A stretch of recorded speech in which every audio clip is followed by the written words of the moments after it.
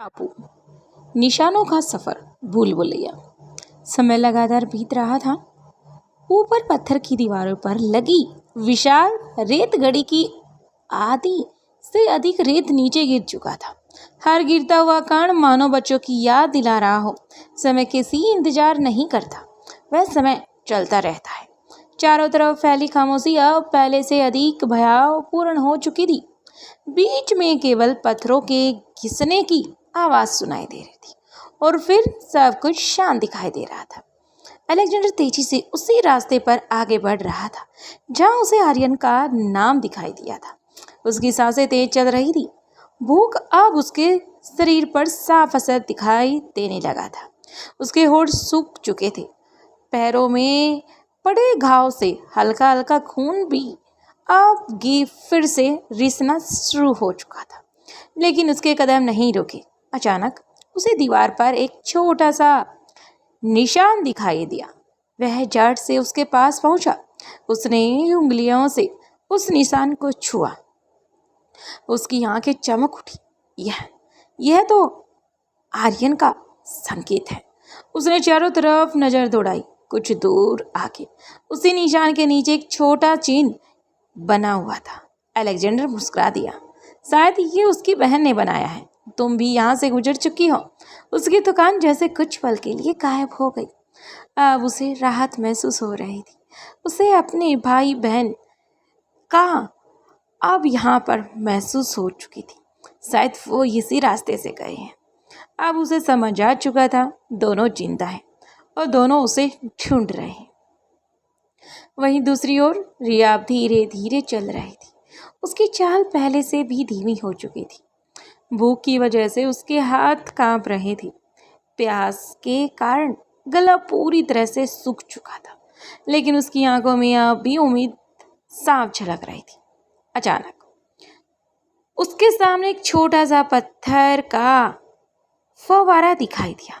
उसमें बिल्कुल साफ पानी बह रहा था।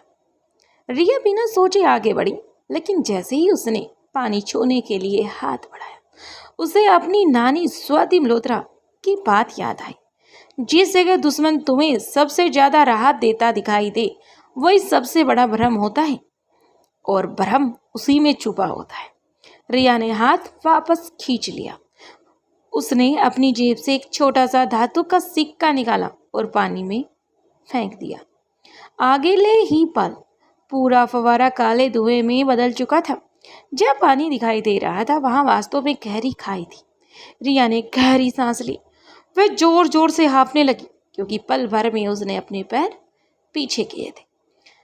अगर मैंने जल्दबाजी की होती तो शायद उसने बात अधूरी छोड़ दी, क्योंकि शायद भूख प्यास एक ऐसी चीज होती है, उसके सामने सोचने समझने की शक्ति पूरी तरह से क्षीण हो जाती है। लेकिन यहाँ पर उस लड़की ने काफी चतुराई के साथ अपनी भूख प्यास पर कंट्रोल किया और उस चीज को समझने की कोशिश की। उधर अब्दुल लगातार बच्चों को छोड़े हुए संकेतों को समझने की कोशिश कर रहा था। उसकी उम्र बच्चों से अधिक थी। वह जानता था, अगर वह सीधे उन्हें ढूंढने निकला तो भूल भुलैया उसे और भटका देगी। इसलिए उसने रास्ता नहीं, बच्चों की सोच को पढ़ना शुरू किया। बच्चों के तरीके से सोचना शुरू किया। बच्चों की तरह, यानी कि अपने आप को उस डेवलपमेंट में ढाल लिया। जैसे रिया आर्यन अलेक्जेंडर आपस में रहते हैं, बातें करते हैं, क्योंकि अब वह बच्चों के साथ रहता उनकी बातों को समझ चुका था। अगर मैं आर्यन होता तो मैं यहाँ कहाँ जाता? अगर मैं रिया होती तो कौन सा रास्ता चुनती? अगर मैं अलेक्जेंडर होता तो क्या करता? उसे हर मोड़ पर छोटे छोटे संकेत मिले। उसके चेहरे पर हल्की सी मुस्कान गहरी हो गई। शाबाश बच्चों, तुम सीख रहे हो। जो उनकी ऊर्जा भी अब केवल 11% बची थी।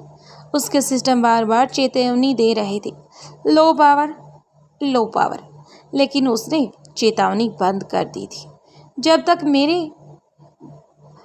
बात और मेरी चेतावनी, मेरी आर्ग्यूमेंट और मुझे दिया गया वादा और जो मुझे बोला गया है, वो जब तक मैं पूरा नहीं करता, जब तक मैं रोहित अनिका के बच्चों को सुरक्षित नहीं करता, मैं बंद नहीं हो सकता।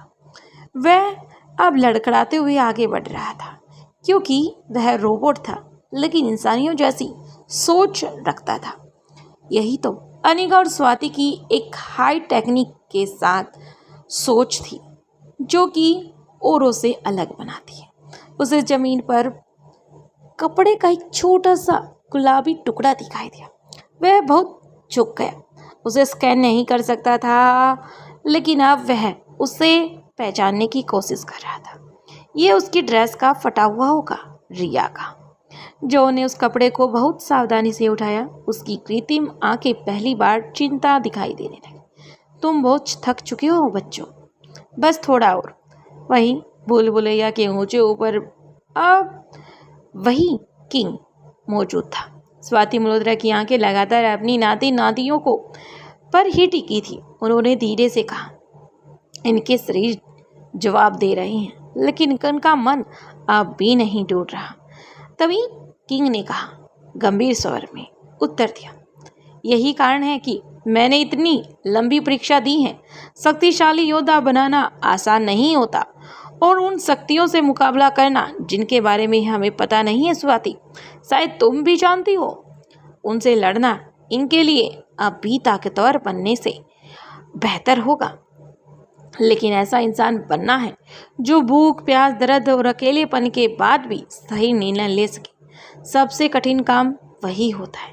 स्वाति की आंखें नम हो गई थी, क्योंकि उन बच्चों की हालत उसे नहीं देखी जा रही थी। लेकिन वह बूढ़े किंग के द्वारा भूल भुलैया का रास्ता रखा गया था। पहले के 3 दरवाजे स्वाति द्वारा सेट किए गए थे, लेकिन ये दरवाजा, चौथा द्वार, अब बूढ़े किंग का था। बाकी के बचे 2, 5, 6 और 7, क्योंकि ये तीनों द्वार भी खुद किंग द्वारा रखे जाने वाले थे। लेकिन इनमें एक बात थोड़ी सी कॉमन सोचनीय जनक थी, क्योंकि 7वां दरवाजा उन दोनों द्वारा तैयार किया गया था। अभी किंग के 2 दरवाजे बाकी थे। मैं एक बार जाकर उन्हें हल्का सा महसूस करना चाहती हूँ, उन्हें देखना चाहती हूँ। तभी किंग मुस्कुराया, अभी नहीं स्वाति, अगर आज हमने उन्हें सहारा दिया तो कल दुनिया के लाखों लोगों का सहारा कैसे बनेंगे। तुम जानती हो इस बारे में, क्योंकि ये सब रोहित अनिका को एक साथ मिलाना, तुम्हारा पावर ड्रग्स के बाद गायब होना, ये सब हमारी सोची समझी अपनी एक चाल थी। शायद समय से पहले हमें जो सोचने की शक्ति मिली है उस पावर ड्रग्स की वजह से, शायद उसके जरिए ही हम ये सब आगे के बारे में एंड फ्यूचर के बारे में सारी चीज़ें सोच चुके हैं। इसलिए दोनों फिर से शांत होकर भूल भुलैया को देखने लगे थे। उसी समय भूल भुलैया की गहरी खाइयों में आर्यन अचानक एक मोड़ पर पहुंचा। वह जैसे ही आगे बढ़ा, उसे दूर किसी कदमों की बहुत हल्की आहट सुनाई दी। उसने सांस रोक ली। क्या कोई है वहां? क्या कोई आ रहा है? दूसरी तरफ अलेक्जेंडर भी उसी आवाज को सुन चुका था। दोनों के बीच अब केवल एक विशाल पत्थर की दीवार बची थी। उन्हें अभी तक पता नहीं था कि वे एक दूसरे से बस कुछ कदमों की दूरी पे है। सामने कोई और नहीं, उसका भाई है। लेकिन भूल भुलैया अभी उनकी वहीं धीरे धीरे करके रात गहरी होती जा रही थी और अगली सुबह मारवा हाउस की पहली किरणें पूरे प्रांगण में फैल चुकी थी। बाहर बगीचे से ओस की बूंदें अब पत्तों से चमक रही थी। घर के भीतर सब कुछ सामान्य दिखाई दे रहा था, लेकिन समानता केवल दिखावे की नहीं थी। पिछली रात ठीक 10 बजे कबीर सिंह मारवा हाउस से गया था। उसके हाथ में कुछ अत्यधिक महत्वपूर्ण कुछ डॉक्यूमेंट्स थे। दादी माँ की अनुमति के साथ फाइलें अनिका के कमरे तक भिजवाई दी गई थी, कुछ सिग्नेचर के लिए। और इसी बीच वह पूरा दिन ही मारवा हाउस रहा था। करीब 10 बजे वहाँ से निकल चुका था। अब सुबह हो चुकी थी, इसलिए वह वापस आ चुका था। ये केवल एक बहाना था। कबीर सिंह को पहले से सारी चीज़ों के बारे में पता था। अनिका उस समय घर पर नहीं थी। उसे भी पता था वह अपने गुप्त मिशन के लिए दिल्ली में है। फिर भी उसने वही किया जो उसे करने के लिए कहा गया था, क्योंकि वह अपनी मर्जी से नहीं बल्कि स्वाति के निर्देशों पर चल रहा था। स्वाति जो दुनिया के सामने एक महान वैज्ञानिक थी, लेकिन कुछ चुनिंदा लोगों के लिए पूरे खेल की सबसे बड़ी रणनीति स्वाति ही थी। रोहित अच्छी तरह जानता था अभी एक छोटी सी गलती भी उसकी काफ़ी वर्षों की योजनाओं को नष्ट कर सकती है। इसलिए उसने अपनी हर भावना, हर सवाल, हर चीज को शांत रखा, अपने भीतर कैद कर लिया था। सुबह के ठीक 9 बज चुके थे। मारवा हाउस के मुख्य द्वार पर एक काली लग्जरी कार आकर रुकी। ड्राइवर ने दरवाजा खोला। कबीर सिंह शांत चेहरे के साथ नीचे उतरा। अब सभी सर्वेंट, सभी नौकर चाकर कबीर सिंह को जान चुके थे। हाथ में वही फाइलें थी, लेकिन आज उनमें से कुछ नए दस्तावेज भी जुड़े हुए थे। गार्ड ने सामान्य से सिर झुका लिया। गुड मॉर्निंग सर, कबीर ने हल्की मुस्कान के साथ हाई फाई देते हुए गुड मॉर्निंग कहा और फिर आगे बढ़े। तभी एक रामू काका, जो कि वहीं पर पेड़ पौधों को पानी दे रहे थे, जाकर उनके पैर छुए और साथ में उन्होंने उसे आशीर्वाद दिया। बदले में कबीर सिंह ने उन्हें गले लगा लिया। दादी माँ ये सब देख रही थी और उन्हें काफ़ी अच्छा भी लग रहा था। रामू काका की आंखों में अब आंसू आ गए, क्योंकि रोहित बाबा भी ऐसे नहीं करते थे जैसे ये सर कर रहे हैं। दादी माँ के होठों पर प्यारी सी स्माइल थी। वहीं धीरे धीरे करके रोहित अंदर जाने लगा। तभी दादी माँ ने आवाज़ लगाई, आओ बेटा। अब रोहित भी दादी माँ को देखकर उस डायरेक्शन में मुड़ जाता। इतनी जल्दी? कबीर ने फाइलें आगे बढ़ाई। कुछ कागज कल रात अधूरे रह गए थे दादी माँ, कंपनी की कुछ जरूरी डॉक्यूमेंट पर और ज़्यादा हस्ताक्षर कराने हैं। दादी माँ ने बिना किसी शक के फाइलें देखी और ठीक है, लेकिन अनिका अभी अपने कमरे में है, उसे ज़्यादा परेशान मत करना। कबीर ने सम्मानपूर्वक सिर झुकाया। बस 2 मिनट, साइन कराने के बाद वापस चला जाओ। जी। दादी माँ ने जानबूझकर उसे अनिका के रूम में जाने दिया। उसके फेस पर एक शांत स्वभाव से एक स्माइल आ गई, क्योंकि वह अनिका की ज़िंदगी में अब कबीर सिंह को जगह दे चुकी थी। उसके चेहरे पर वही सामान्य भाव थे, जैसे वह सचमुच केवल दस्तावेजों के लिए ही आया हो, लेकिन उसका हर कदम पहले से तय था। धीरे धीरे कालीन से होता हुआ अब आगे आशा मारवा थी। आशा मारवा उसकी तरफ देख रही थी, लेकिन कबीर सिंह का पूरा ध्यान अनिका के कमरे तक ही था। उसे तो समझ नहीं आया कि कबीर सिंह कैसे अनिका के रूम में जा सकता है। शायद किसी ने बताया होगा। धीरे धीरे वह अब फर्स्ट फ्लोर पर पहुंच गया था। गलियारे में हल्की शांति थी। अनिका कमरे के दरवाजा बंद था। उसने बहुत हल्के से दस्तक दी। मैम। अंदर से कुछ क्षण तक कोई आवाज़ नहीं आई। फिर दरवाज़ा खुला। कमरे के भीतर अनिका मौजूद थी। दोनों की नज़र एक दूसरे से मिली। कुछ सेकंड पूरे कमरे में गहरी खामोशी छा गई थी।